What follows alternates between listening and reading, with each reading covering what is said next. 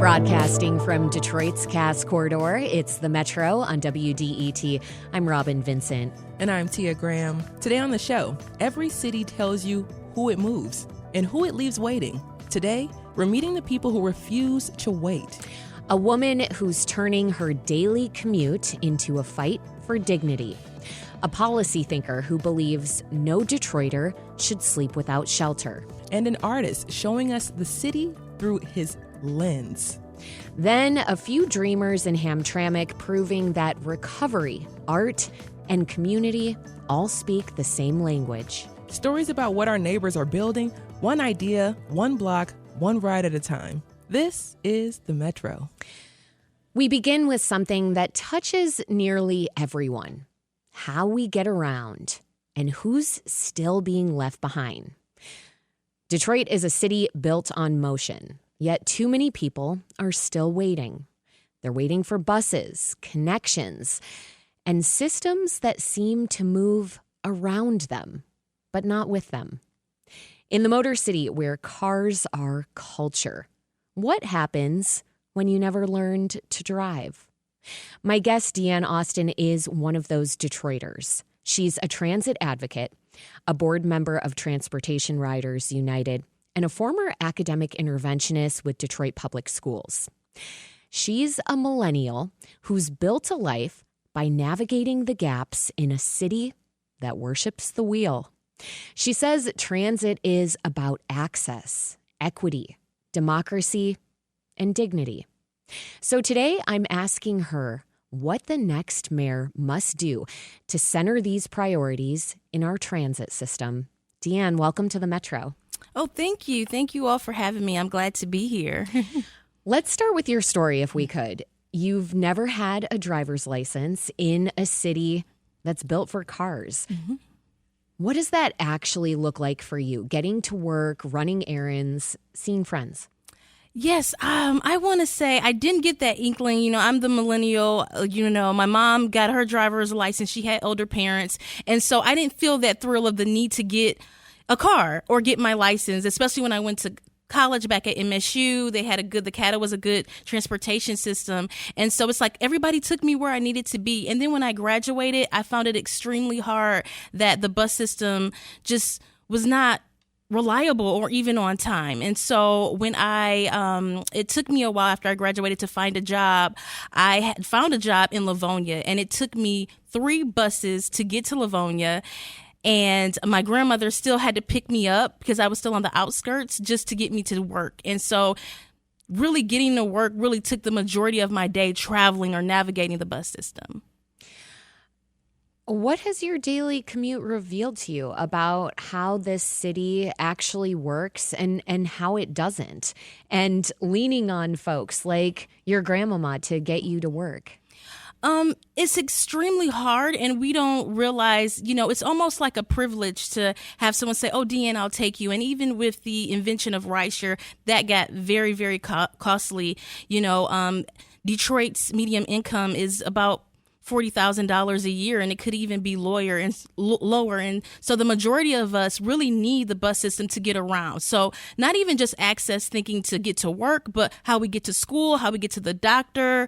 And so, it just presented this myriad of issues, especially health wise, as I've, dealt with some health issues over the years. Getting to doctor's appointments on time could be extremely hard. And, you can't explain to the doctor, oh, I'm sorry, the dexter was late, they can also stop seeing you. So it became extremely hard in my life. I mean, it's already difficult to be dealing with a health issue that is requiring you to navigate the healthcare system. And on top of that, you were worried about just being able to arrive to those doctor's appointments on time, is what you're saying? Yes. Mm-hmm. So what kinds of emotions rise up in you when you think about that time?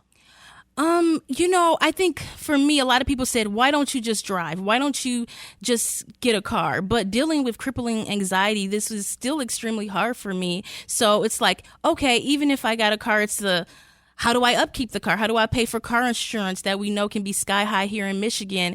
And so that added on a layer of all my other health issues of like, okay, not only am I dealing with my health issues, but managing how to get there just added another layer of stress to my life. And so, it's been hard to manage at times. It's gotten a little bit better, but it's still, again, when you're waiting on the bus, it can be hard, especially when you think about wait times and frequency.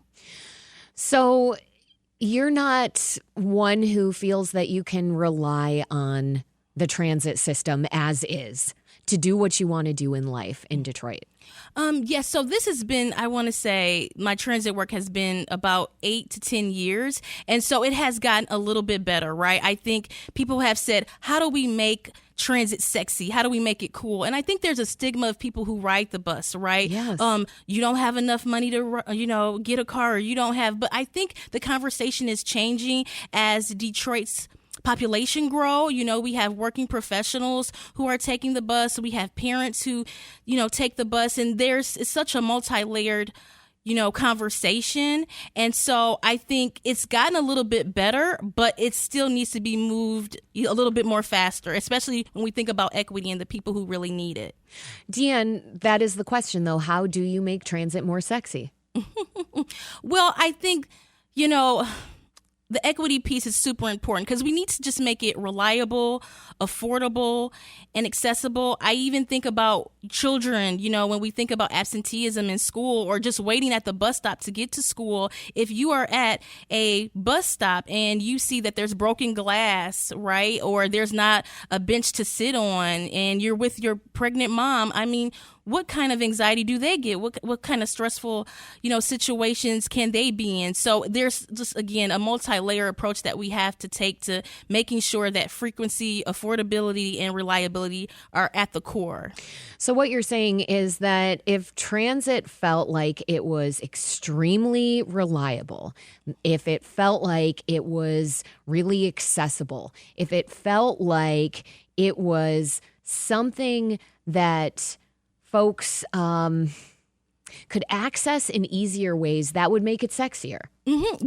Yes. And I think even just thinking not only around the city, but around the state, like, just getting around, we have the smart system and things like that. And I live right near Martin Park. And so I normally love going downtown sometimes. And of course, I need to get on the Woodward. And so I do love downtown. I think it just helps that we have access to get to where we want to go. And so, yes, we need the bus to, get to school or get to the doctor's appointment, but let's say we want to use it recreational. And then looking at the people who, can't get around, they are disabled and they can't drive, just thinking of them, making sure that the bus is just on time and frequent. While the Woodward can run frequently, we know the Dexter bus isn't that easy. People can be waiting like 50 minutes or even more, or your bus might show up. So you're talking about building a transit system that is appealing to everyone. Mm-hmm. I want to go back to something you mentioned, which is the idea of school kids waiting for the bus. You've seen these struggles in the lives of students you worked with. I want to talk about what happens when transportation determines whether a child makes it to class. When you worked for Detroit Public Schools, you saw how transportation affected attendance. What did you hear from students and families? Well, when working with high schoolers, they would come to school and I had a first hour. That's the first period of the day. And, oh, Miss Austin, I'm so sorry. I was waiting on my bus and I thought, my aunt would come get me. And, the school is on the west side and I live all the way on the east side. And so really realizing how they were missing a big portion of school, especially that affected their grades as well. And it was added stress on them. A lot of them, are working, helping to support their family as well. On top of being a student, you learn how the transportation system affects them, especially when you think of chronic absenteeism. If the next mayor wants to tackle Detroit's absenteeism crisis, and chronic absenteeism, again, that's when a student is missing 10% or more of school days, and Detroit has an extremely high rate of chronic absenteeism. What should that next mayor understand about how kids actually get to school if they're to solve this crisis? Yes, and I really love it. We know that the mayor's job directly, does not work with the school system, but right. I love the conversation that they need to have some type of hand in it. And so I would recommend, having an office, a liaison to work with our public school students, and not just public school students, but charter school students, any student that is trying to get to school, and making sure that they have all the necessary resources that they need, and especially listening. Do we think all of our transportation issues will be fixed overnight? No, but over time, with some work, I think that we can get it done. And I think the mayor, from what I've heard from both sides, would be interested in doing that. You've taken your experience into the advocacy world, pushing for systemic change. And it's not just for the students we're talking about. Mm-hmm. It's for everyone who depends on public transit to live their daily lives. And you've been part of recent rallies calling for better pay for Detroit's transit workers. Why is that fight central also to fixing the system? Again, it's a multi-layered issue that I think that we can work to solve. We want to have our bus riders pick us up, but they need to be paid adequately, and they aren't being paid compared to their, suburban companions. And so I think it's important that they're paid equitably, and that, that helps us keep our bus driver retention rate, right? So there's a matter of not only do we have enough drivers, do we have enough buses? And so, equitable pay is super, super important. And so I think that helps in the cause. How are riders and drivers connected in this same struggle? I mean, what would fair pay and fair scheduling mean for the people who make the buses move? Mm-hmm. We hear horror stories all the time about, the relationship between riders and drivers, and it can be very contentious, especially during COVID. But a lot of the times when I ride the bus, I'm just seeing excited people trying to get to where, they want to go. And yes, that can be cause a little frustration when they're not on time. And, I respect every, relationship that, that the rider must have with the driver.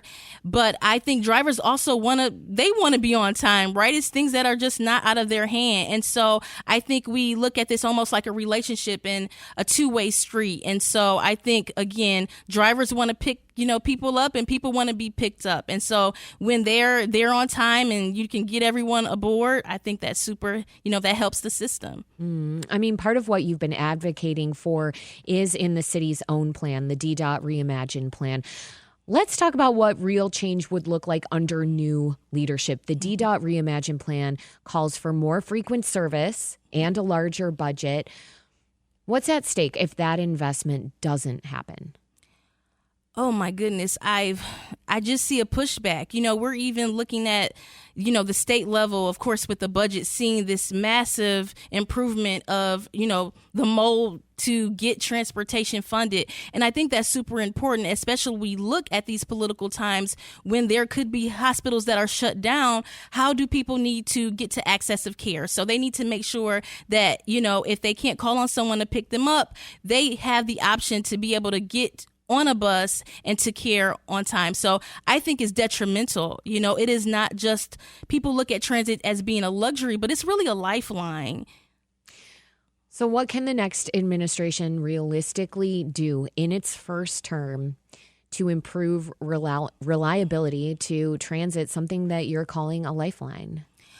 Well, I'm looking at it, on the political level of we always want more and more and more. And we understand that we are living in, politically divisive times where we might not, see that investment federally. But I think locally, that's why I always say all politics are local. I think that the next administration don't overpromise, but be transparent, be present. Again, I love going to the mayor charter mandated meetings because you get this one-on-one, with the mayor. And so even as we look for a transition, I'll be eager to see, the new mayor, if they're there, if they're answering questions, if they're talking to people, because they do realize that transit has a big part in how we move economically.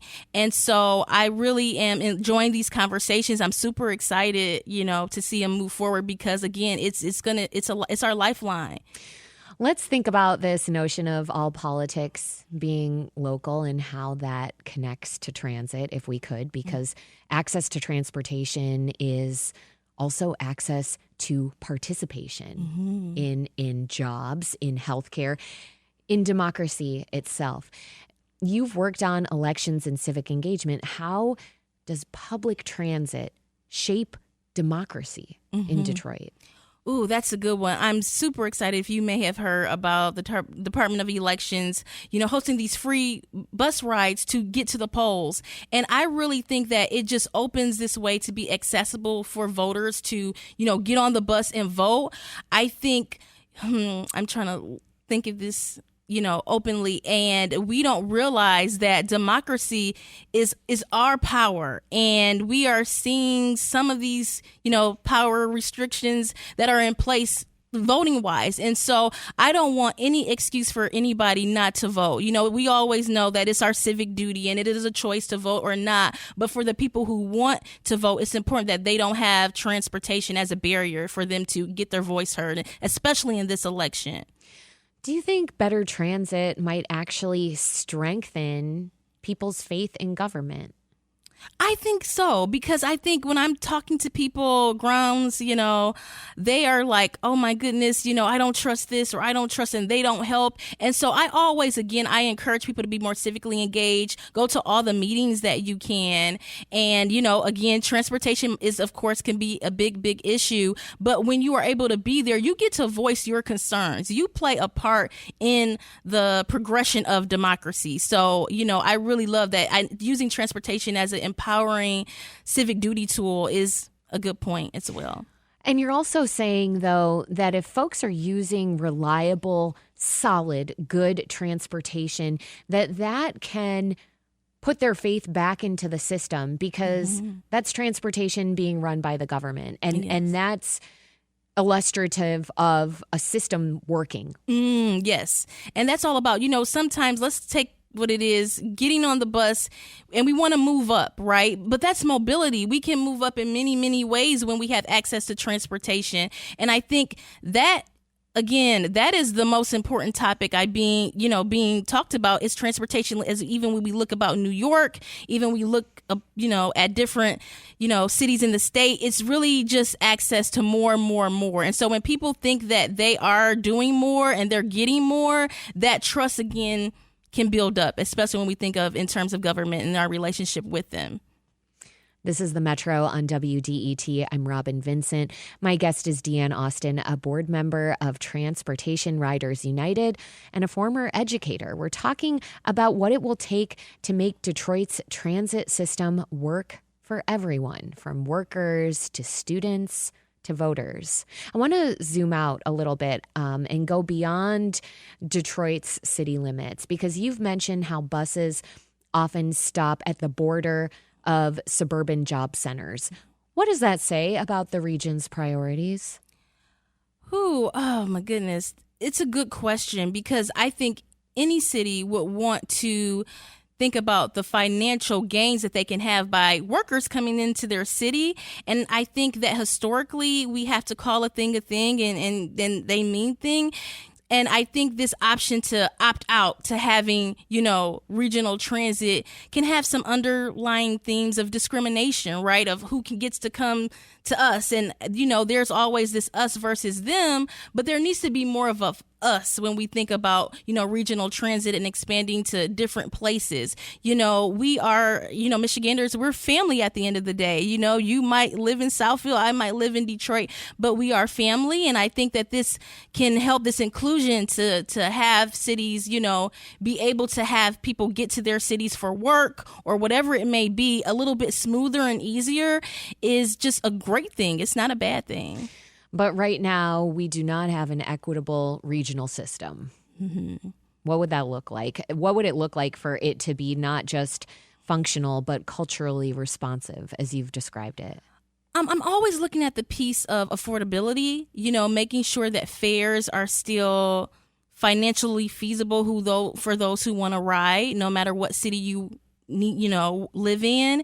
And thinking about and expanding this, I think when we think about that expansion, we're talking about community and we're talking about connection. And I think, again, post-pandemic, people have been so isolated, but sometimes when you get outside and you get on the bus and you go for a ride, that transforms your mind. You're not boxed in. You are more likely to think a little bit more positive and, not be anxious or depressed. And so I'm even thinking about the positive mental implications of better transit and how we can, again, make it affordable, make it easy to access, and make sure that the routes are on time and frequent.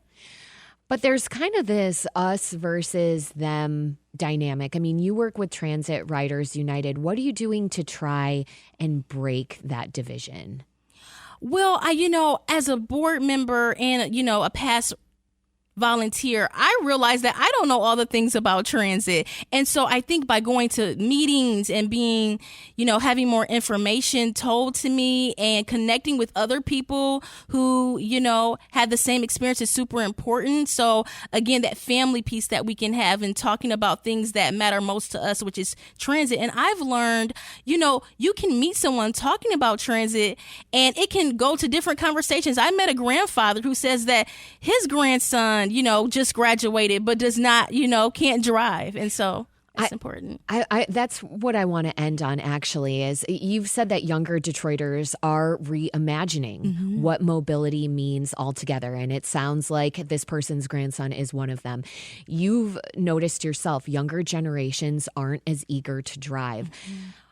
What could the next mayor of Detroit learn from Gen Z's attitude toward mobility and climate, for that matter? Yes. Well, I think that the next mayor has to look at our job populations as we have aging out populations of workers, looking how Gen Z, we want them in the workforce. And we know we live in the Motor City. We're not telling everybody to, get rid of their cars, but to give them access to transportation, again, is that big mobility piece of how they're going to grow economically.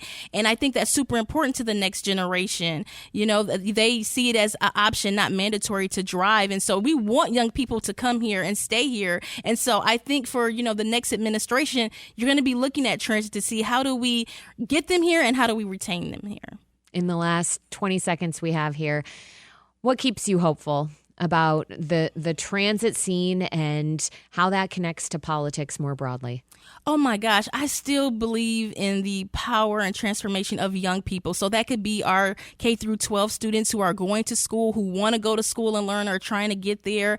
It could be our college students or just young people trying to get to work. They have a great deal of possibility. And I think that's like a fire in me that keeps me going for the next generation. I'm ready to pass that baton to the next transportation organizer or climate organizer as we look to, cut back on our car emissions and things like that. So I'm eager for the next generation to take over. Deanne Austin, she's been helping Detroit imagine a system where mobility is a right, not a privilege. Deanne, thanks for joining me on the Metro. Thank you for having me.